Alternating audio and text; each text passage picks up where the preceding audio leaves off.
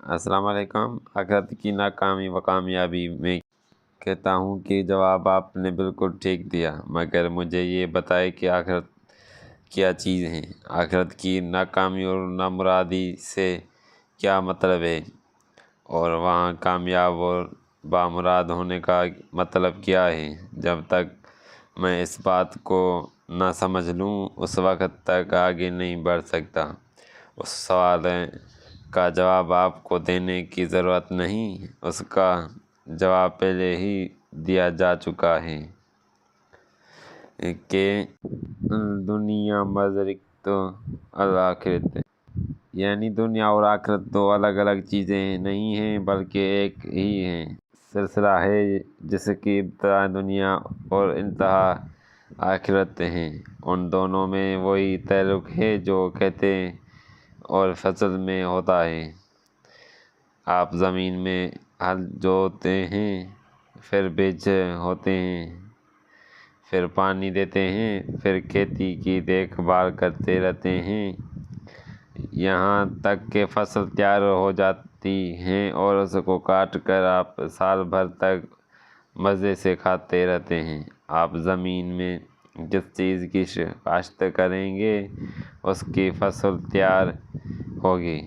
گیہوں بوئیں گے تو گیہوں پیدا ہوگا، کانٹے بوئیں گے تو کانٹے ہی پیدا ہوں گے، کچھ نہ بوئیں گے تو کچھ نہیں پیدا ہوگا۔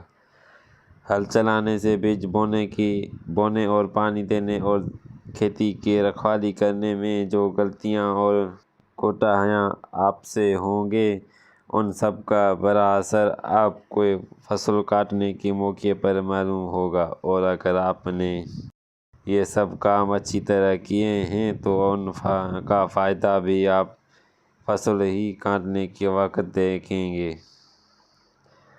بالکل یہی حال دنیا اور آخرت کا ہے۔ دنیا ایک کھیتی ہے، اس کھیتی میں آدمی کو اس لیے بھیجا گیا ہے کہ اپنی محنت اور اپنی کوشش سے اپنے لیے فصل تیار کرے۔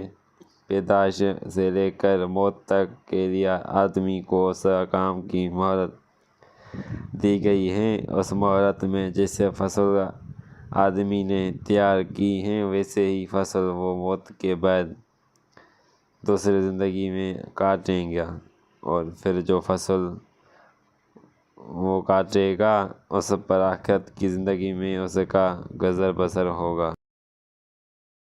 اگر کسی نے عمر بھر دنیا کی کھیتی میں اچھی پھل ہوئیں اور ان کا خوب پانی دیا اور ان کی خوب رکھوالی کی ہے تو آخرت کی زندگی میں جب وہ قدم رکھے گا محنت کی کمائی ایک سرسبز اور شاداب باغ کی صورت میں تیار پائے گا، اور اسے دوسری زندگی میں پھر کوئی محنت نہ کرنی پڑے گی۔ بالکل دنیا میں عمر بھر محنت کر کے جو باغ اس نے لگایا تھا اس باغ کے پھولوں پر وہ آرام سے زندگی بسر کرے گا، اس چیز کا نام جنت ہے۔ اور آخرت میں نامراد ہونے کا یہی مطلب ہے۔ اس کا مقابلہ میں جو شخص اپنی دنیا کی زندگی میں کانٹے اور کیڑوں کے سلے اور زہریلے پھل ہوتا رہے گا، آخرت کی زندگی میں انہیں کی فصل ایسی تیار ملے گی، وہاں پھر اس کو دوبارہ ایسا موقع نہیں ملے گا کہ اپنی اس حماقت کی تلافی کر سکے اور اس خراب فصل کو جلا کر اچھی فصل تیار کر سکے۔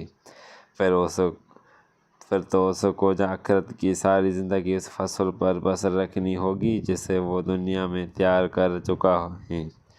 جو کانٹے اس نے بوئے تھے انہیں کی بستر پر اسے لٹانا ہوگا، اور جو